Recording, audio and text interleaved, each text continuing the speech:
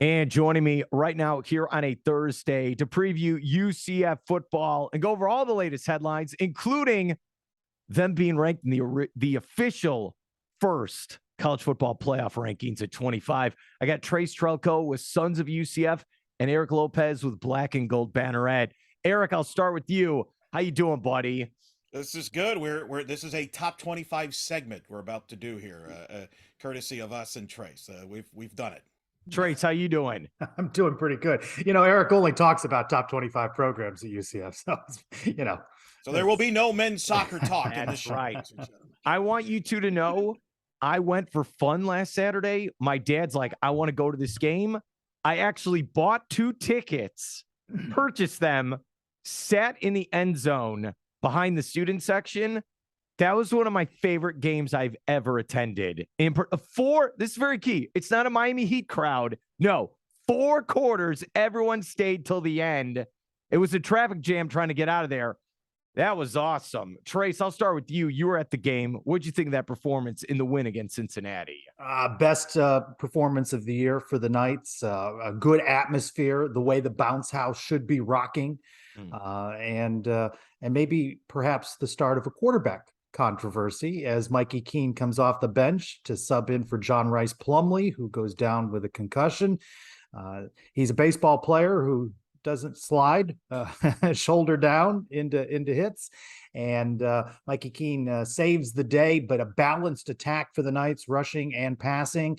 And this is a good Cincinnati team. They did not play well on offense, but still a talented Cincinnati team. Knights controlled their destiny, right? And they needed to knock off Cincinnati, and they did. Eric, what are your thoughts on the win? Well, I think it's one of the more significant wins for the program when you consider what's ahead. Long term, UCF's going to the Big 12. You want optimism, excitement. Well, that game provided that with that win over Cincinnati, a top 20 win. UCF hadn't beaten a top 25 team or a team this as quality as Cincinnati since 2018. You could argue. So, I think it's long term. It's big for the program. Mikey Keene, maybe the best relief appearance for a UCF quarterback off the bench since maybe a Jeff Gottfried against NC State that was led by Russell Wilson back in 2010 comes to mind, but they lost that game. Mikey Keene led them to a victory. So this is significant, and from that standpoint, short term it's significant too because it keeps you in the race as far as the conference championship. You win out, you're going to be hosting the conference championship game. So this game could go back as a legacy game for sure for this program, especially if they can finish it off, but they need to finish it off. Here's what's interesting is last Thursday, and you guys do a great job, but we did not preview R.J. Harvey getting 2 touchdowns, 84 yards, 18 attempts, and Mikey Keene playing. We weren't even talking, Mike. We didn't even think Mikey Keene was going to even play this season, the way things have been going. Was this shocking? I'll start with you, Trace. Was this shocking seeing these 2 players in there helping UCF win? Well, not R.J. Harvey. He has been gaining steam all season long, and you could make the argument he's the best running back on the team. Isaiah Bowser is the touchdown vulture at the goal line with that Wild Night package that they do. But R.J. Harvey has been really gaining steam and gives the Knights multiple options at running back. Mikey Keene, I think if we're all being fair, it was simply a matter of time when quarterback John Rice Plumlee might get dinged in some way based on his style. And then, of course, the question was, is it Thomas Castellanos, who had already seen action in 4 games, or was it Mikey Keene, who had not yet seen action? But what a 10 months or so for Mikey Keene. Have there been 2 bigger back-to-back wins so far apart for a quarterback? Beating the Gators in the Gasparilla Bowl and then coming off the bench to beat a top 20 Cincinnati team in a must-win game for the Knights. So I think R.J. Harvey has been emerging, and Mikey Keene likely sees some action at Memphis on Saturday. Eric, same question for you. I want your thoughts. The R.J. Harvey, to Trace's point, is not a surprise. He's been coming on. There's people in the fan base that feel that he should be getting more touches at the expense of Bowser. Kind of reminds me of the Dallas Cowboys situation right now, Mark, with Tony Pollard and Ezekiel Elliott. I think they're a good complement for each other, so I don't necessarily agree with that. But, he's been – and, people forget if they cover the program closely in 2021 in fall camp. A lot of people thought R.J. Harvey was ahead of Isaiah Bowser, but then he got hurt. So not a surprise if you followed it internally. The Mikey King thing, Trace bring it up. This is only happens because JRP got hurt. This does continue this trend, and I think we said this in the preseason. Every year except 2013 and 2017 now, UCF's had two quarterbacks more than likely start, because I think Mikey King will start Saturday. They will have multiple guys starting. And the reason is because JRP, with the way he was running, remember that, Mark? We spoke about the way he was running so many times. It was only a matter of time before he got banged up and he got concussed. And fortunately for them, Mikey King was available, ready to go. And give Mikey King credit. In this era, a lot of quarterbacks in his situation would have bolted right after he found out he didn't win the job with the transfer portal. He would have entered the portal. He didn't. You wonder, maybe did he have some sort of an understanding with the coaching staff that, hey, at the end of the year, maybe I'll leave. Maybe that's why he hasn't been playing. He hadn't played up until this point because they wanted to save the year, red shirt. But he stayed, and you can sense that. And Trace, I think you picked up on this. You covered the postgame. The players revere him. They respect Mikey Keene. Those are some of the tangibles that you can't see in the box score. And I'll never forget the post video they put in the locker room where they literally celebrated Mikey King. You don't see that often. It speaks volumes to the character of Mikey King. Hey, wait. I think John Rice Plumlee's also celebrating. He's right there with him. Mikey King. It shows the character of JRP too. Those two guys get along. I mean, fans and media were guilty of creating storylines, quarterback debates, and all that. Those two guys support each other. That was a great visual, I thought. Trace, Yeah. I know you didn't get, you talked to the players afterwards in the postgame. I got that sense of something. That was a special moment for that group in that locker room. Did you? All right, Trace, let's go on that then. We're here with Trace Trylko and Eric Lopez talking UCF football. All right, what was that postgame like after the win against Cincinnati? Mikey Keene, one confident young man. He exuded confidence. I think, Eric, the media, the fans, they want to gin up quarterback controversy. Heck, a few moments ago, I used the term, but it is head coach Gus Malzahn that really, more than anyone else, fuels that, right? Mikey Keene may not be the best fit for his system. He brings John Rice Plumlee in from the transfer portal. A lot of chatter out of practice in preseason camp was that Mikey Keene, it was his job to lose. And then there was John Rice Plumlee. So was that some disruption in the locker room? But the players really respect and like not only Mikey Keene, but John Rice Plumlee. And you see the camaraderie that they have. I think Gus Malzahn brings in a John Rice Plumlee because of what Eric said earlier. You're not going to get through the season with one quarterback, right? And so he wanted options, and he didn't have many options available to him. With the concussion and the protocols and what we in the state of Florida have seen with Tua and Miami, you can't imagine that John Rice Plumlee starts Saturday at Memphis, which makes this a very big game for Mikey Keene, because we have talked about that under Gus Malzahn, UCF has not performed well on the road in AAC play, just the one win. Mm-hmm. They have no margin now. They've got to win that game. We talked recently about trap game. What's the trap game? Is the trap game Memphis looking ahead to Tulane coming off Cincinnati? Is there a trap there? It could derail the night season. But this is a confident young man in Mikey Keene.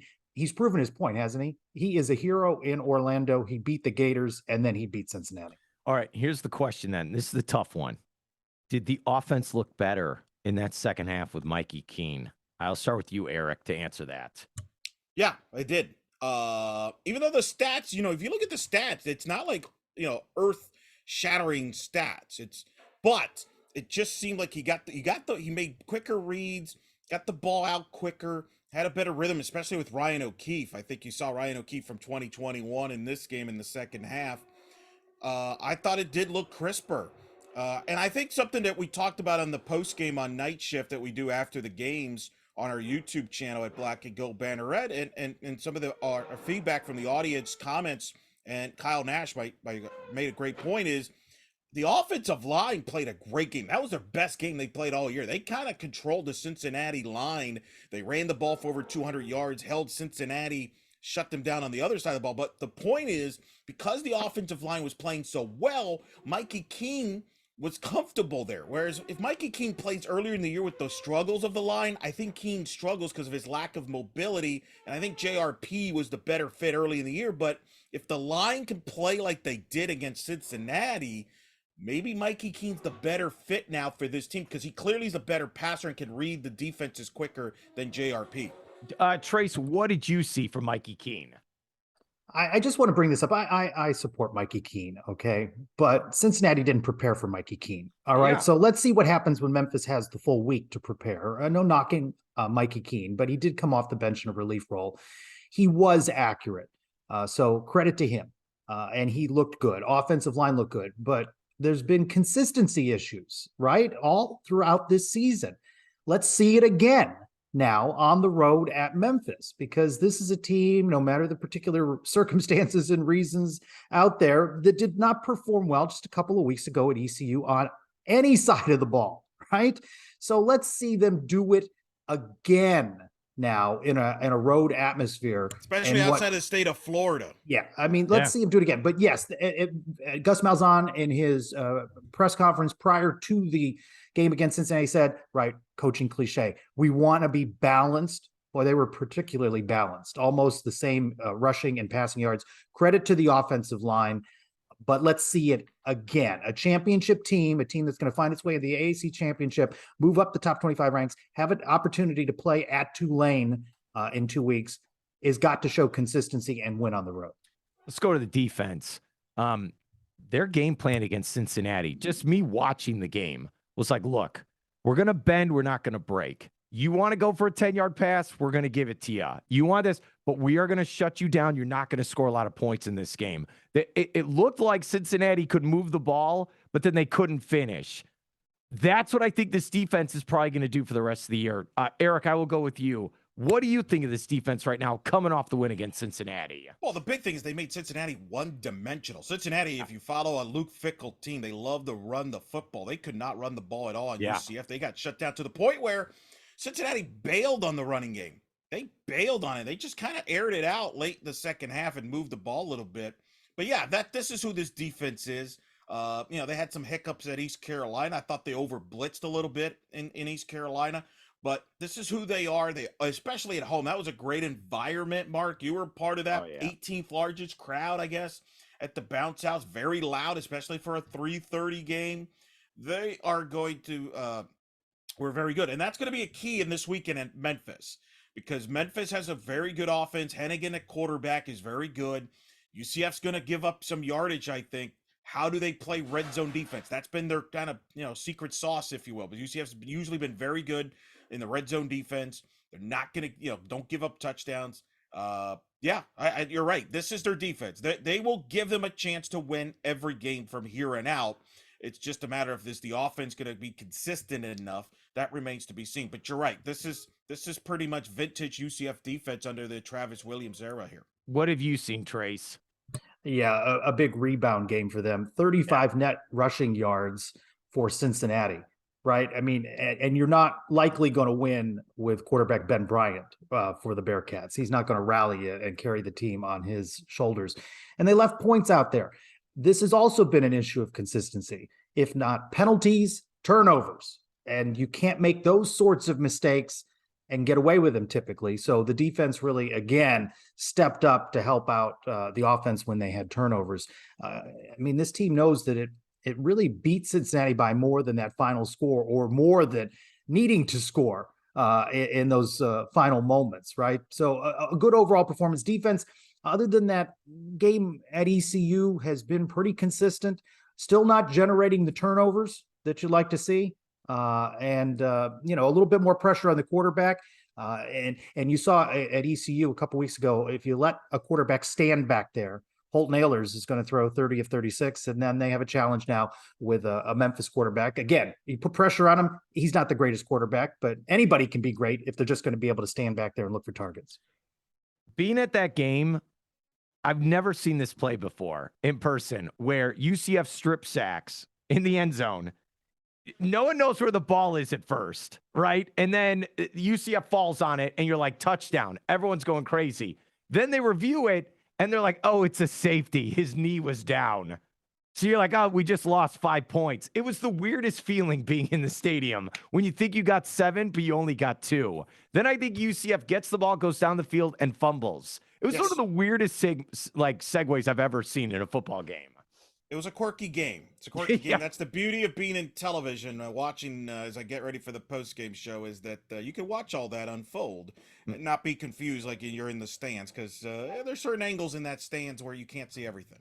Yeah, It was the right call, though. Yes, it was. It was. The other one, last possession, Cincinnati gets sacked again, a fumble. It goes backwards. And no one knows what, like, wait, what? Clock was running. That really helped that UCF. But That's not the... Oh, go on. Trace, you go. It's not the first confusing play to watch in the stadium. It was that Tremont Morris Brash return all the way to the 1 yard line, doesn't cross the goal line, and the fumble, and they don't. You're worried about 7-2. How about nothing? You get nothing on a play. So there've been a couple of those strange plays. All right, you guys were talking about it, but Trace, I'll go with you. What are your thoughts on Memphis going into this weekend? It really feels like Memphis letting a game against Houston a couple of weeks ago get away from them has derailed their season. This is not the Memphis that, contended with UCF in some classic games back 17-18. But neither was ECU a great team, and you saw what they did. I don't think it's Memphis that beats a UCF in the Liberty Bowl on Saturday. It's a UCF that beats UCF, and so I'm not overly impressed with Memphis. I don't think they're the issue. I think it's UCF that is the issue. Are you going to this one? I am. Head out Friday. He goes everywhere. He goes everywhere. I can't be everywhere, but I am heading to this one. Or is it straight flight Orlando to Memphis? No. You getting barbecue? You getting barbecue? Yeah. I prefer the Memphis barbecue to the barbecue in Greenville. So yeah, there'll be some barbecue had. No, not a direct. I pride myself on getting the directs, but I have a brief layover in Dallas. Dallas. He is Eric. This guy is hardcore. It's just He's hard. Mr. Travel Might. Listen. I'll say this: there's a lot of similarities, a little bit, of Memphis and the East Carolina game. UCF was a slight favorite at East Carolina. They're a slight favorite against Memphis. A lot of talk about barbecue at the East Carolina week and what was good and what was not. Well, Memphis is obviously barbecue capital there. I can tell you, in talking to people in Memphis, they're fired up for this game. Yeah. The last time these two teams are going to play, the last two meetings at Memphis have come down to the last play of the game, basically decided by a point. Remember, UCF missed a field goal the last time they were there. They also gave up 50 points, so let's not just hang everything on the field goal kicker. Yeah. All true. Last time we spoke about the East Carolina game, I wrote about the fact that College game day was at stake. That could be coming to UCF. Well, there's some chatter that if UCF wins and Tulane wins this weekend, that game day might go to New Orleans for the first time ever. There's speculation that Trace is trying to get a charter to get to New Orleans because he's got that day of the game to be maybe the celebrity guest picker with Lee. Who knows? So my point is, careful here, because Memphis can score 35 points a game. Hennigan really distributes the football very well. They've got depth wide receivers, Caton Prink scoring, Javen Ivory, Eddie Lewis, Gabriel Rogers. All of them can make plays. This is maybe the deepest wide receiving core that UCF secondary will see so far this year. The good news is Memphis's defense is terrible. They give up 31 points a game, but that proves, to Trace's point earlier, can this offense be consistent? They should dominate and score. Maybe they'll score 50 on Memphis. Maybe they should. But will they? That's going to be I have concerns about this game. Let's end with this. We live in a wacky world, and I know Trace is going to hate this, but here's what's going on right now in the world. So UCF is 25 in the poll, right? 25. And they got a chance for conference championship. Their coach is Gus Malzahn, who should still be the coach at Auburn, who just fired their coach, right? Gus should still be there, but that's too bad. And the number one team in the country is led by Josh Heupel. What is happening here? Are we in the upside down? Trace, I'll let you start. What is going on here? We got a lot of football left to be played. We'll see if Josh Heupel in Tennessee remain number one. Auburn, that's a mess. That's a blessing in disguise for Gus Malzahn that he's not in that environment any longer. And I already see on the short list, or our list of names, Travis Williams, defensive coordinator. He would be wise not to take that job, in my opinion. There are better jobs for Travis Williams, if not at UCF. The Knights have put themselves where they need to be in controlling their destiny. I think we're going to see Mikey Keene get the start. I don't think we'll see John Rice Plumlee clear concussion protocols, be with the team, be dressed if absolutely need be. But Mikey Keene, let's see what he can do now in a road environment. If the Knights want to hold on, control the destiny, if they want to hold on to what that they're aiming for here, you can't stumble at Memphis. And as I mentioned earlier, they let that game get away a couple weeks ago against Houston. Now they're losers of 3 straight. So they may be hyped about this. Defense is not strong. They give up a lot of points, but you can't have a lot of penalties, which was the problem earlier in the year. You can't turn over the ball, which was the case at ECU with, the 4 turnovers, 3 interceptions, and a fumble, and then the 2 big turnovers last week that left points out there. You can't do those sorts of things and win on the road. You need to be my press secretary when I'm the president. Could be your agent. Could be an agent. Man. Yeah, that was fantastic. All right, Eric. Okay, I will end with you with this. So right now, as they go into this weekend, it's UCF, it's Cincinnati, and it's Tulane. What for our fans, what's going to happen here for the conference championship down the road? Like, what are the scenarios right now? Well, I would throw Houston in there too. They only have 1 loss at this point as well. It's going to be a lot of head-to-heads. UCF plays at Tulane here November 12th. Cincinnati and Tulane will play on Black Friday. So that'll take care of itself from a tie-breaking standpoint. But to Trace's point, that's why this Memphis game, you can't slip up. Because to me, if you slip up with this Memphis game, it's going to be tough to get back into the race there for the conference, especially to host. So I think this is going to be a good finish. I'll tell you this, though. Mike Oresco is smiling right now, Trace and Mark, because the New Year's Six Bowl goes through the American Athletic Conference, and it's not even close. There's not even a whisper of Sunbelt, CUSA. They don't exist. We talk about how the SEC is kind of have this perception as the benefit of the doubt over the other conferences. I mean, we have 5 teams in the top 11 in the college football playoff. The American Athletic Conference has clearly the benefit of the doubt from the committee and the voters compared to the other conferences. And so if you're Mike Oresco, you're happy about that. And you're really happy about the fact that Tulane is your highest ranked team because they're sticking around. So yeah, this is a big positive development for the American Athletic Conference moving forward there. So that's to me what to look for here in the next few weeks. Commissioner Oresco has no favorites, right? He's not rooting for the green wave that remain in his new far-flung American post-Houston, Cincinnati, and UCF's departure to the Big 12. He couldn't possibly. Boy, the joy on his face if he needed to attend a Cincinnati UCF AAC championship game. I wonder if he's going to go to the Tulane UCF game. Maybe, Trace, you get one more interview with him for old time's sake. The joy that both he and I would share in that moment. I'm sure he is looking forward to it as much as I. Trace, what do we need to check out with your coverage? Sons of UCF live Thursday, streaming on Facebook, Twitter, and YouTube between 8 and 9. We always are landing great guests. We'll be talking about the Cincinnati win, but then previewing the game at Memphis. We've got a beat writer for the Daily Memphian that will be coming on to preview the Tigers. You can follow me on Twitter at SignPez, at Sons of UCF, wherever you get your downloadable content. Adam and Mike do a great podcast earlier in the weekend. The YouTube channel, all sorts of interviews, especially previewing the upcoming men's and women's basketball season. A lot of one-on-ones on the Sons of UCF YouTube channel. Eric, you as well. That's pretty good. By the way, as Mark alluded to earlier, folks, if you're a head coach and you want to be a top 25 program, just make sure Trace Trylko covers you and talks to you, because you'll be a top 20. Josh Heupel, it's worked out well, and Gus. Right. So that was the moral of the story. I also talked to Scott Frost, just so we're full disclaimer. Well, he's got a nice buyout, so that he's a winner too. He's a winner too. But you can follow me at Eric Lopez Elo on Twitter. blackandgoldbanneret.com. We'll have a podcast to preview the Memphis game, as well as the big deal news this week with the Big 12, the reports of the TV deal done, what that means for UCF. That'll be in the conversation as well. We have an article up on that, in fact, on blackandgoldbanneret.com. The women's soccer team's hosting the American Conference Championship. They're in the top 25. Volleyball's in the top 25. I know that because I've called both teams this year. So between me and Trace, Mark, if you hang out with me and Trace, top 25 follows. Sir. That's right, baby. 50 million for these Big 12 teams. I like it. It's going to be nice. Hey, guys, thanks for your help and enjoy the game on Saturday. Thanks Mark.